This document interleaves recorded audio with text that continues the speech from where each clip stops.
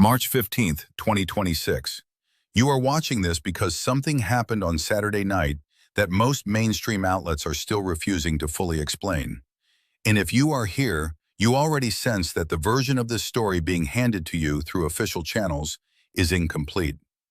So let me give you the real one.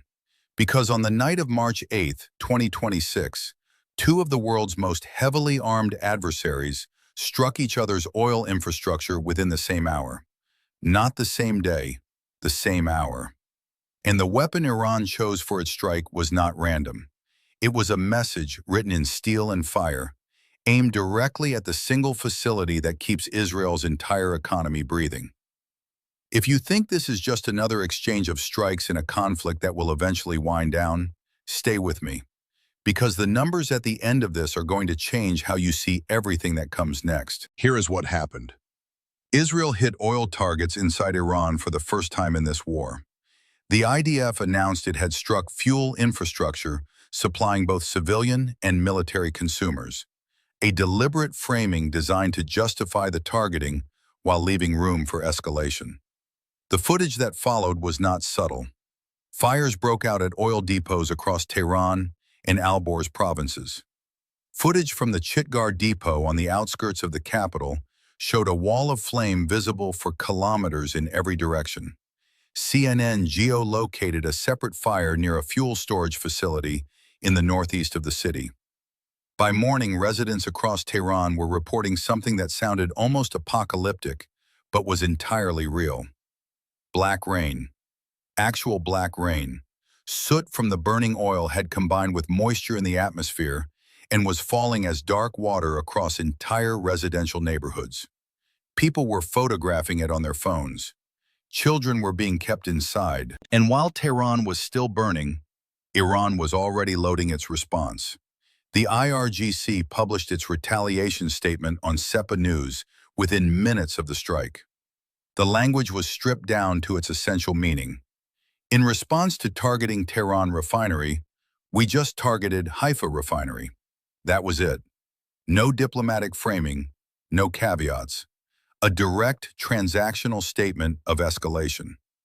The weapons system identified in the announcement was the Kheibar Shakan. The strike was formally designated as the 27th wave of Operation True Promise 4.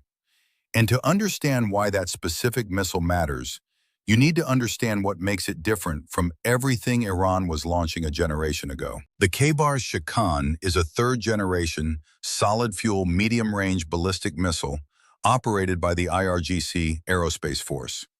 It was first unveiled in February 2022 on the 43rd anniversary of the Iranian Revolution. The name translates directly to Breaker of Kheibar, a deliberate historical reference to the 7th century battle in which Muslim forces overran a fortified settlement near Medina. The ideological weight embedded in that naming choice is not accidental. Iran does not name its weapons casually. The missile is 11.4 meters in length with a diameter of 0.76 meters. Its launch weight sits between 4.5 and 6.3 tons. The warhead carries approximately 550 kilograms of high explosive. The officially stated range is 1,450 kilometers, sufficient to reach deep into Israeli territory from launch positions in western Iran, though an upgraded version designated Kheibar Shakan 2 reportedly extends that reach to 1,800 kilometers. But range is not the part of this weapon that should concern you most. The part that matters is the fuel. Older Iranian ballistic systems like the Shahab series ran on liquid propellant. Liquid fuel requires hours of exposed preparation on a launch platform, a window of vulnerability so large that satellites, surveillance drones, and signals intelligence operations can locate and destroy the launcher before it ever fires. That vulnerability is precisely how adversaries have historically degraded Iran's missile capabilities. The Kheibar Shakan closed that window permanently. Solid fuel means the missile can sit fully loaded inside a standard 10-axle commercial truck chassis, disguised from the outside as an ordinary civilian cargo vehicle, and be ready to fire within minutes of receiving a launch order. Iranian state sources have stated that preparation time dropped by a factor of 6 compared to predecessor systems. That single engineering decision is the entire reason Iran has sustained 29 separate waves of missile operations across 9 days of war without running out of functional mobile launchers. You cannot destroy what you cannot locate. You cannot locate what looks identical to a freight truck sitting in a warehouse on the edge of an industrial district. The warhead itself is a maneuverable re-entry vehicle built on a triconic airframe, specifically designed to maintain trajectory stability during aggressive terminal phase course corrections. It carries satellite-aided guidance with the capability to adjust its flight path continuously all the way to the moment of detonation. Terminal velocity estimates vary significantly across different intelligence sources, with some reporting Mach 2 to 3 on final approach, and others placing the figure between Mach 7 and Mach 10. That discrepancy alone is meaningful, because it indicates either deliberate ambiguity being released by Iranian sources to complicate Israeli defense planning, or genuine uncertainty among Western intelligence analysts about the system's actual performance parameters. Either interpretation leads to the same operational conclusion. This missile was specifically engineered to defeat layered air defense architectures of exactly the type Israel has deployed. Now consider what was on the receiving end of it. The Bazan Group oil refinery in Haifa Bay is not just a significant industrial facility, it is the single largest oil processing complex in the entire state of Israel. It occupies 526 acres of land, approximately 2 kilometers from residential neighborhoods. It processes imported crude oil and supplies between 50 and 60% of Israel's total domestic fuel requirements. That includes diesel for transportation, gasoline, kerosene used as jet fuel, and the cooking gas that flows into civilian homes across the country. Israel has only one other functioning refinery, the Paz oil plant in Ashdod, operating at 110,000 barrels per day. If the Bazan complex goes offline for any extended period, there is no domestic alternative capable of compensating for that volume. The gap simply cannot be filled from within Israeli borders. And here is the detail that makes the situation even more precarious. Most outside observers assume Israel's energy security is anchored in its natural gas discoveries in the eastern Mediterranean, the Leviathan and Karish offshore fields that generated enormous economic optimism when they came online. In reality, both of those offshore gas fields were shut down as a precautionary measure when this war began on February 28th. Gas exports to Egypt were halted at approximately the same time. So when the Kheibar Shikan missiles arrived over Haifa Bay on Saturday night, Israel's energy infrastructure was not operating normally. It was already running in emergency mode before a single warhead reached its target. This was also not the first time this specific facility had been in Iranian crosshairs. During the 12-day war between Israel and Iran in June 2025, the same Bazan complex took a direct hit.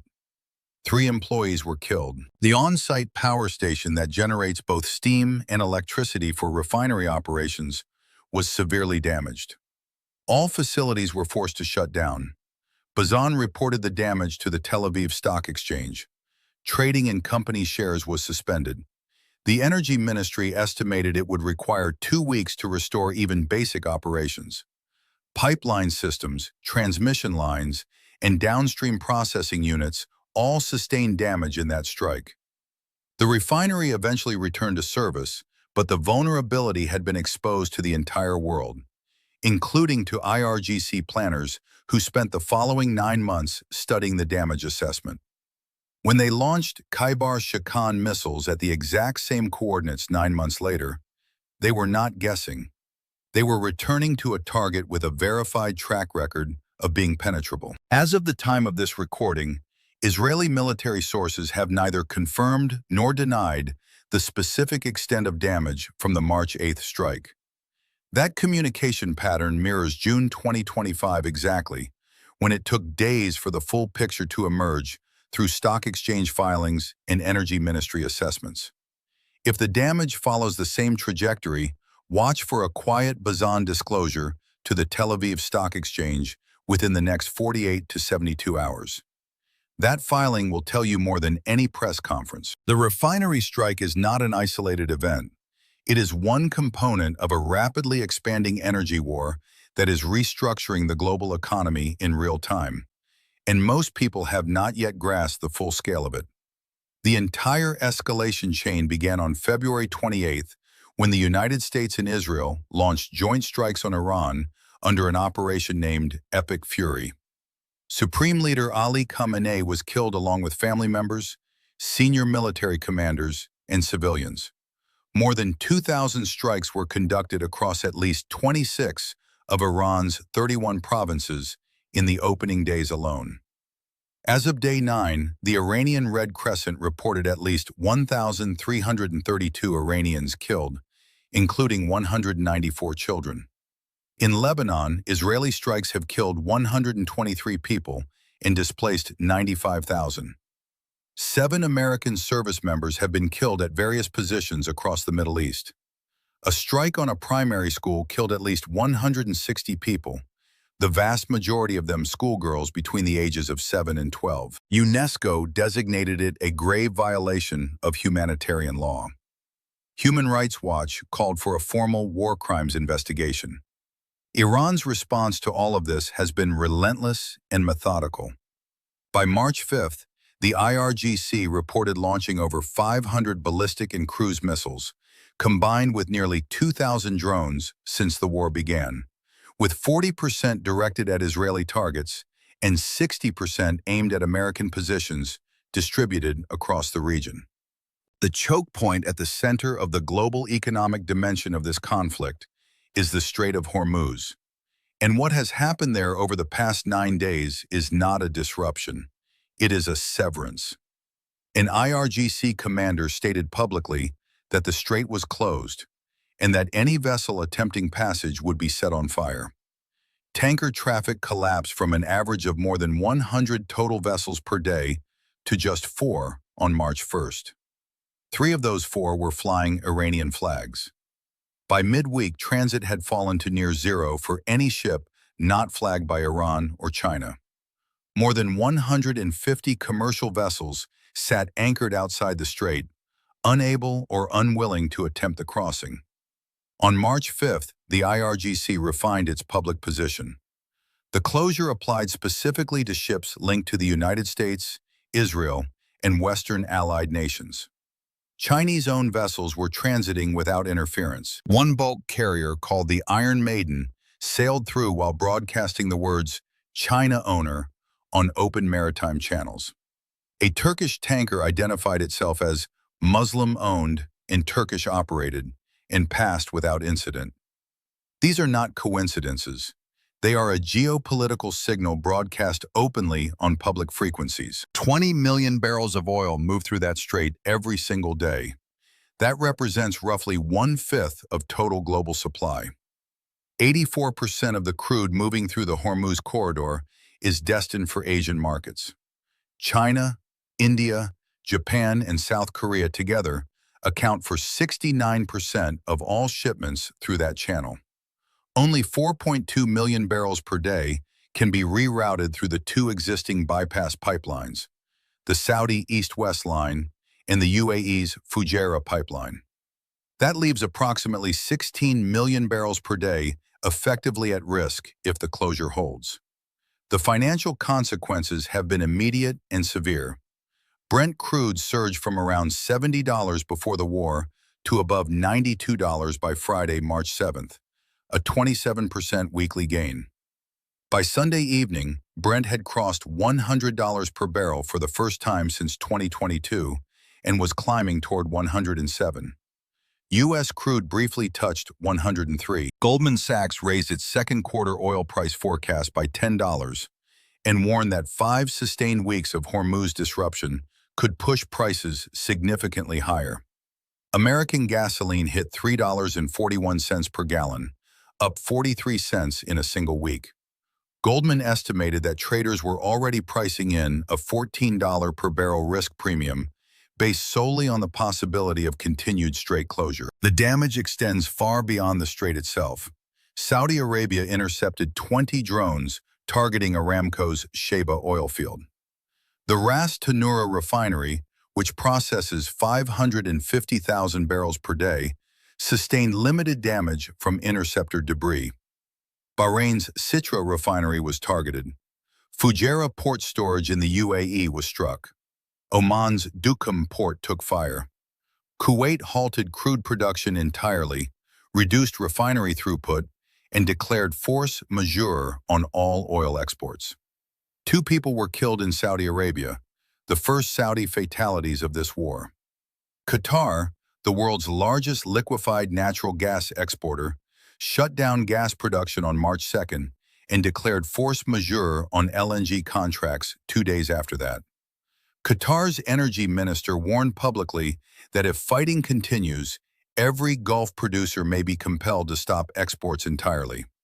His exact phrasing was that this will bring down economies of the world. European natural gas futures surged more than 50% in 48 hours before partially pulling back. Now here is where the political architecture of this conflict begins to fracture in ways that matter. Donald Trump demanded unconditional surrender from Iran and stated the war would continue for a little while, adding that he was not concerned about rising gasoline prices. The White House projected 4 to 6 weeks to accomplish its stated military objectives. When pressed specifically about the closed strait, Trump said it was each ship's individual choice to avoid it and claimed that Washington had already wiped out Iran's navy. On March 8th, Iran's Assembly of Experts elected Mojtaba Khamenei, the dead supreme leader's own son, as his formal successor. The IRGC and Iran's entire senior leadership structure pledged allegiance immediately and publicly. Trump called the new leader a lightweight and said he would not last long. But the regime did not collapse. The chain of command held without visible disruption. A new supreme leader was installed within 8 days of the assassination of his father, and the missile waves never paused for a single day throughout that transition. Here is the contradiction that nobody in Washington appears willing to address directly. The Washington Post revealed a pre-war assessment from the U.S. National Intelligence Council, concluding that a large-scale military assault on Iran was unlikely to topple the government. The same report described the prospect of Iran's fragmented opposition taking power as an unlikely outcome. Whether that assessment was read, understood, or simply set aside before the strike orders were issued remains an open question that history will eventually answer. What is not an open question is what 9 days of results have produced.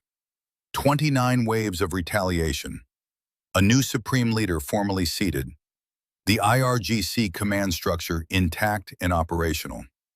Iranian President Pezeshkian publicly stating that Iran will not capitulate under any circumstances. And the wave tempo itself tells the deeper story. Analysts observe that Iran's ballistic missile launch rate declined between day 1 and day 4, which pointed to either stockpile depletion or deliberate rationing for a longer campaign. But then waves 25 through 29 arrived in rapid succession, each deploying different weapon systems including the Kheibar Shikan, the Fatah, the Imad, the Khorramshahr 4, and a previously unseen system designated the Etimad. Either Iran possesses deeper reserves than any outside estimate had predicted, or it is burning through its remaining inventory in a calculated final surge. Neither answer should be reassuring to anyone watching this conflict from the outside. Saturday night, both sides struck each other's oil infrastructure within the same hour. The Haifa refinery, which supplies more than half of Israel's fuel, was hit with precision-guided ballistic missiles for the second time in 9 months. The Strait of Hormuz is functionally closed to Western shipping. Oil has climbed more than 40% since the war began and has crossed $100 per barrel. Qatar has declared force majeure on global gas contracts. Kuwait has stopped exporting entirely. 7 Americans are dead. Over 1,300 Iranians are dead.